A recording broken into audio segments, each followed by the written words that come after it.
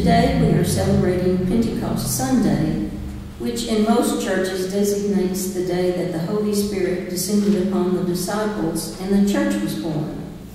On that day, Jews from all over the countryside had gathered in Jerusalem to celebrate the day that God revealed the law to his chosen people by the giving of the 10 Commandments. This was a very important time for the Jews, since the law was central to their quest for righteousness. Their salvation depended on their righteousness, and their righteousness was determined by how closely they followed the law.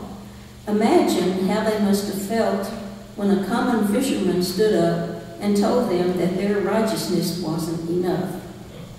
I think sometimes we focus so much on the tongues of fire that we forget that a group of people who thought they were doing everything they needed to do to be right in the eyes of God suddenly heard that compulsive obedience was not enough.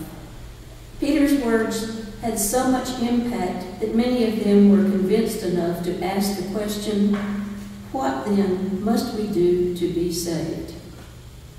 From that day forward, for those who believed, everything changed. Giving became an act of faith, not a compulsory obligation.